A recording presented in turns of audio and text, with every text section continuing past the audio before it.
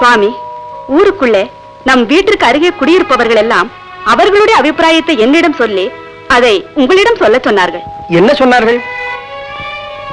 ஏழு மலையானை மலர்களால் அர்ச்சனை செய்ய இங்கு ஒரு கிணறு வெட்டி நந்தவனம் உண்டாக்க நாம் இருவரும் பாடுபடுகிறோமே, இந்த கைங்கரியத்தில் அவர்களுக்கும் பங்கு வேண்டும் என்று ஆசைப்படுவதாக உங்களிடம் சொல்ல சொன்னார்கள். அமுதா, ஊராரெல்லாம் நமக்கு உதவி செய்ய முன்வந்ததை கேட்டு என் உளமாற மகிழ்ச்சி அடைகிறேன். ஆனால் யாரையும் எதிர்பார்க்காமல் நாம் கணவன் மனைவி இருவர் மட்டுமே பாடுபட்டு இப்படி ஒரு கிணறு வெட்டி நந்தவனம் உண்டாக்கி தொண்டு செய்கிறோம் என்று ஏற்கனவே நான் வேங்கடமுடையானிடம் வேண்டிக் கொண்டேனே. அப்படி இருக்கும் போது மற்றவர்கள் இதில் தலையிட்டால் நம் பிரார்த்தனைக்கு மதிப்பில்லாமல் போய்விடுமே. நாம் இருவர் மட்டும் இந்த கைங்கரியத்தை செய்து முடிப்பதென்றால் நாட்கள் அதிகமாகுமே. எத்தனை நாட்கள் ஆனால் என்ன, வேண்டிக் கொண்டபடி காரியத்தை முடிப்பதுதானே ஆண்டவனுக்கு நாம் செய்யும் தொண்டு. சரி, உங்கள் இஷ்டப்படியே செய்வோம். அமுதா, உனக்கு சிரமமாக இருந்தால் நீ ஓய்வெடுத்துக்கொள். நான் ஒருவனே தனியாக இந்த கைங்கரியத்தை முடிக்கிறேன். சுவாமி, இது என்ன இப்படி சொல்லிவிட்டீர்கள்? என் உடம்பில் கடைசி மூச்சு இருக்கும் வரை உங்கள் நலனுக்காக ஒவ்வொரு கணமும் பாடுபட காத்துக்கொண்டே இருக்கிறேன் சுவாமி. அப்படியானால் மற்றவர்கள் நமக்கு உதவி செய்ய வரும் பிரச்சனையை இனி பேசாமல் உன் வேலையை கவனி. சரி.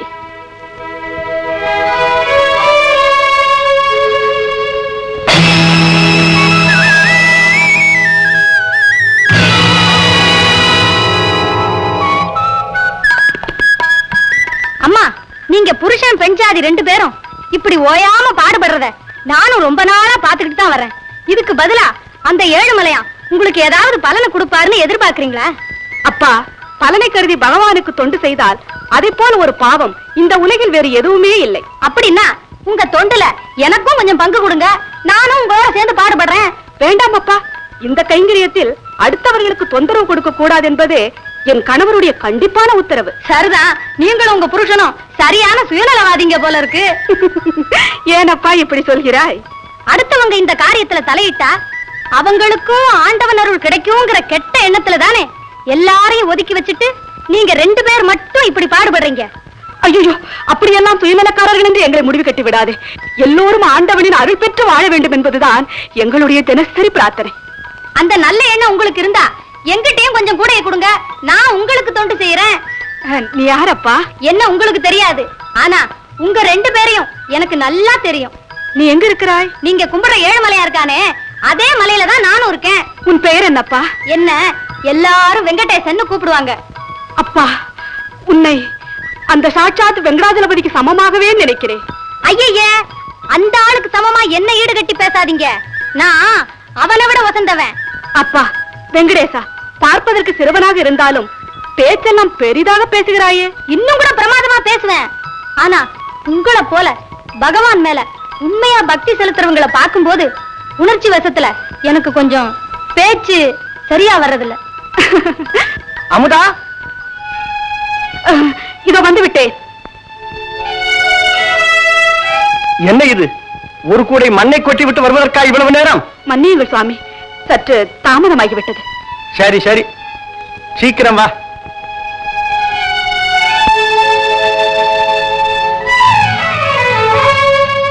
அம்மா, கூட என்கிட்ட கொடுங்க, நானும் கொஞ்சம் வேலை செய்யறேன். வேண்டாம் அப்பா, அடுத்தவர் தலையிடுவதை பார்த்தால் என் கணவர் வருத்தப்படுவார்.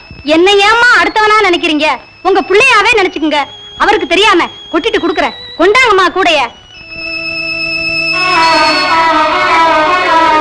அமுதா, கூடைய அந்த சிறுவனிடம் எதற்காக கொடுத்தாய்?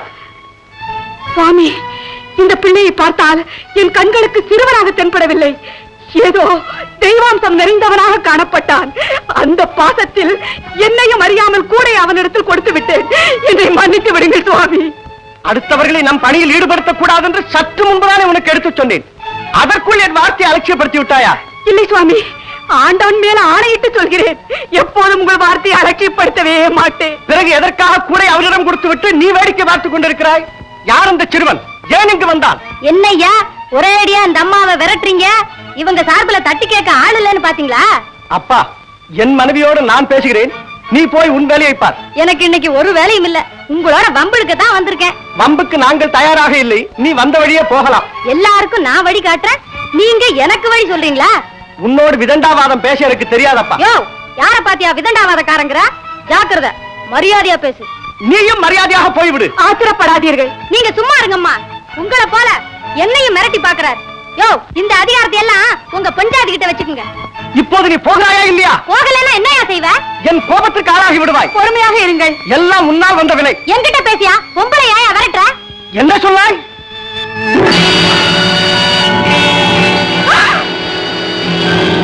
ஐயோ, ஆத்திரத்தில் அடித்து விட்டீர்களே. அந்த பிள்ளையின் முகத்தில் ரத்தம் வழிகிறது.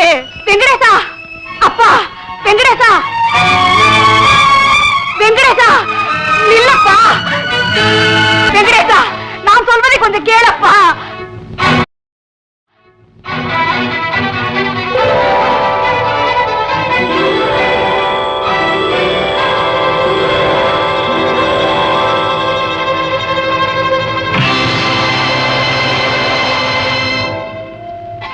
என்ன இது? கதவுல திறந்து கிடக்க. யார் திறந்தாலும் தெரியலையே.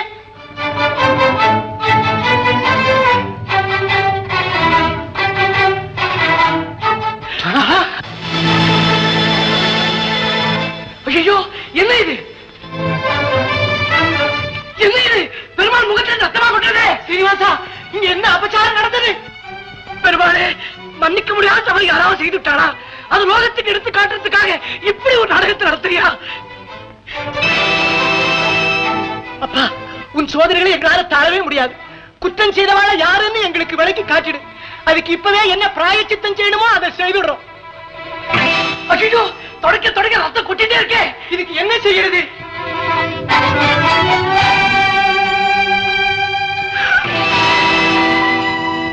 பார்த்தீர்களா சாமி, வந்த சிறுவனை தாங்கள் அடித்து அதே இடத்தில் பெருமாளுக்கு ரத்தம் கொட்டும் காட்சியை பார்த்தீர்களா? இதில் இருந்தாவது சிறுவனாக உருமாறி வந்து நம்மிடம் விளையாட்டுகளை காட்டியவர் இந்த பெருமாளே என்று இப்போதாவது புரிந்து கொண்டீர்களா சுவாமி? வந்தது தெய்வீக அருள் பெற்ற குழந்தை போல் தெரிகிறதே என்று அப்போதே சொன்னேனே, கேட்டீர்களா? இந்த தீரான பாவத்திற்கு நாம் என்ன செய்வது? சுவாமி, ஆண்டவனுக்கு தொண்டு செய்வதற்காக கிணறு வெட்டினோம்? இல்லை, இல்லவே இல்லை.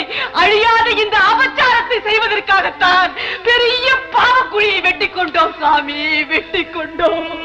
ஸ்ரீனிவாசா, நாங்கள் கணவன் மனைவி இருவருமாக சேர்ந்து உனக்கு செய்யும் தொண்டில் ஒரு சிறுவன் வந்து தலையிடறானே என்று ஆத்திரப்பட்டு விட்டேன். அதுவும் உண்மையில் கொண்ட பக்தியின் காரணமாகத்தான் அப்படி நடந்து கொண்டேன்.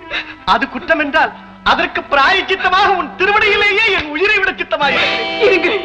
பெருமாள் முகத்திலே வடியும் ரத்தத்தை நிறுத்த கடைசி முறையாக முயற்சி செய்து பார்க்கிறேன்.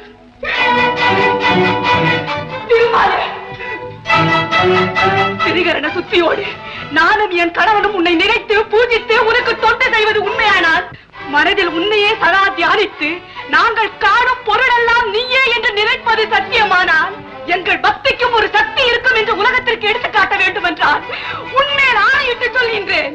உன் முகத்திலிருந்து வழியும் ரத்தத்தை இந்த கற்பூரத்தை வைப்பதோடு நிறுத்திவிடு. இல்லை, எங்கள் உயிரை மாய்த்துவிடு.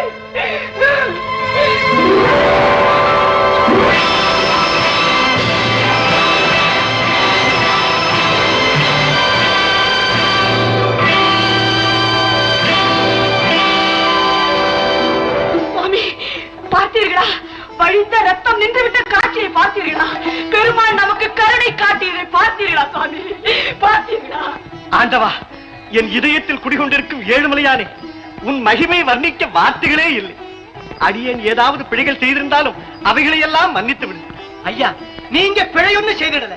உங்க புகழ உலகத்துக்கு எடுத்துக்காட்டவே பகவான் இப்படி ஒரு சம்பவத்தை உண்டு பண்ணி இருக்கார். அம்மா, உங்க கையால கற்பூரத்தை வச்ச உடனே பகவானுடைய முகத்துல கொட்டின்றது ரத்தம் நின்னு போன அற்புதத்தை, அதிசயத்தை என்னன்னு சொல்றது? இந்த சம்பவம் நடந்த ஞாபகார்த்தமா இன்னிலிருந்து பெருமாளுடைய முகத்துல நீங்க கற்பூரத்தை வச்ச அதே இடத்துல நாங்களும் தினசரி கற்பூரத்தை வச்சு வழிபடுறதுன்னு முடிவு பண்ணிட்டோம். ஐயா, அந்த அளவுக்கு நாங்கள் பாக்கியம் செய்தவர்களா? அது நல்ல சந்தேகம். அம்மா, பகவானுடைய அனுகிரகம் உங்களுக்கு பரிபூர்ணமா இருக்கிறதே நாங்க தான் நேர்லயே பார்த்துட்டுமே. ஐயா, இந்த திருமண தெய்வத்தினுடைய திருவருள் உங்ககிட்ட என்னன்னைக்கு நினைச்சு நிற்கும்.